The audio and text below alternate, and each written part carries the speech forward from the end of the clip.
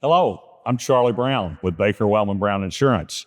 Baker-Welman Brown is a family-owned insurance broker with more than 85 years of experience helping individuals navigate the ins and outs of Medicare. In this installment of our Ask the BWB Expert video series, we are going to look at the difference between Medicare Advantage and Medicare Supplement Plan G. In a previous video, we looked at the two paths one could take when enrolling in Medicare. We looked at the original Medicare plan, essentially Medicare Parts A and B, or what's known as Medicare Advantage, also known as Medicare Part C. We also mentioned that if you decide to enroll in original Medicare, typically we recommend a supplement plan to help fill any coverage gaps. One of the most popular plans is called Supplement Plan G.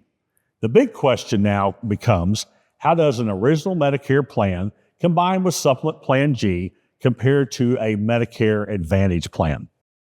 Looking at the following chart, we can compare and contrast the two options. Now remember, this is an abstract example and is not a specific plan or product. This is just kind of a bird's eye view of what it might look like if you are turning 65 and comparing these two plans. One thing to keep in mind is that either way, you have to pay your Part B premium. So no matter what your Part B premium is, that is going to be a fixed cost, and you're going to have to pay that on either side. So this comparison is beyond any out-of-pocket cost for that premium. Now, what we've done, based on many conversations with our clients over the years, is to break down the most common concerns in this first column.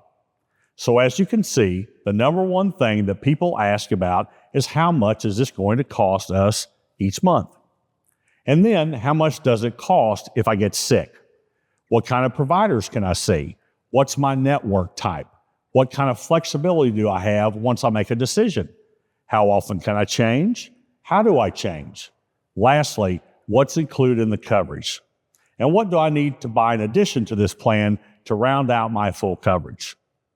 Now, using the topics I just laid out, we're going to compare the two options. Let's start with the Supplement Plan G side. Each plan has a premium, which is calculated per person per month, and does vary quite a bit depending upon your age, your gender, and the area you live in, and whether or not any discounts can be applied. So the number shown on the screen is a ballpark figure, but that is what you could pay each month to the insurance company to have all of your out-of-pocket costs for any hospital stays or doctor's visits capped by the Part B deductible. That means you'll have 100% coverage after that deductible, which for the current year is shown on the screen.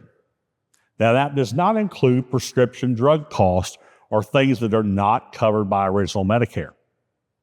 In terms of network options, that follows you anywhere the Medicare is accepted.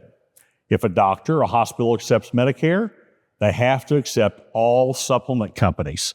So this is very consistent. Every Medicare supplement company will have the same Plan G benefits and the same network. On this side, Medicare is dictating what's covered and where it's covered.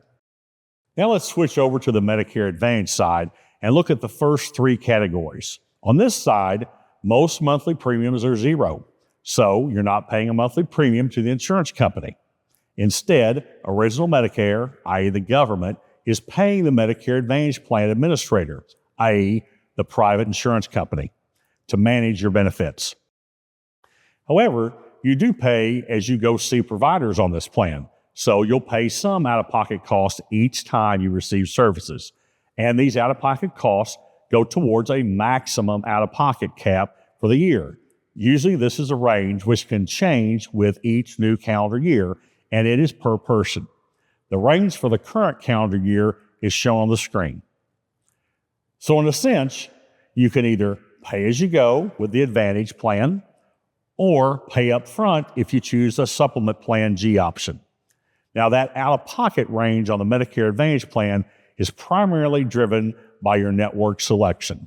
So if you want an HMO or a PPO, that will dictate how broad of a cost you will have when you get sick or use care. The narrower the HMO network, the less out-of-pocket costs we typically see. The broader the PPO network, typically the more out-of-pocket you will spend. Next, we will look at your ability to switch or adjust your plan for both programs. On the Supplement Plan G side in Missouri, you can switch from one plan to another on your anniversary date. So that's like plan to like plan, changing from one provider to a different provider.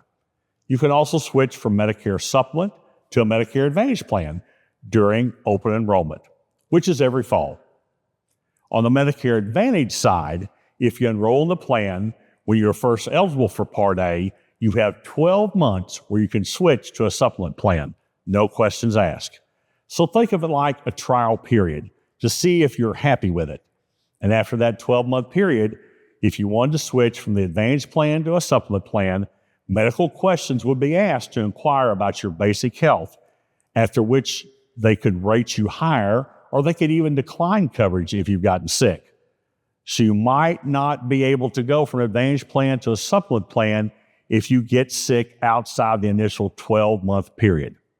But you can always switch from one Advantage plan to another during open enrollment. For example, you can go from an HMO to a PPO, or from one company's plan to another company's plan and back. So I would say there's some flexibility on both sides, but within different timelines and different guidelines as to how you can switch back and forth. Lastly, let's talk about what's included in the coverage.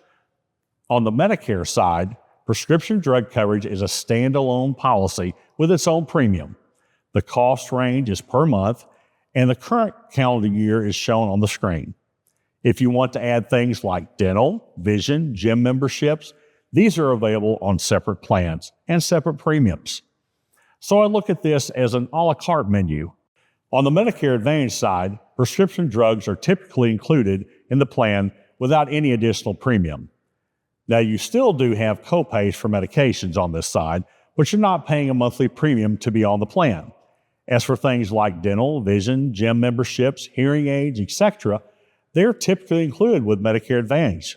So this side is more like an all-inclusive buffet. You may not need all the benefits, but they are all included as part of the benefit package. So as you can see, this is one of the biggest decisions you will need to make when enrolling in Medicare. I encourage you to think about these different aspects of each plan and decide what your priorities are. This information can be very helpful when it comes time to talk to an advisor.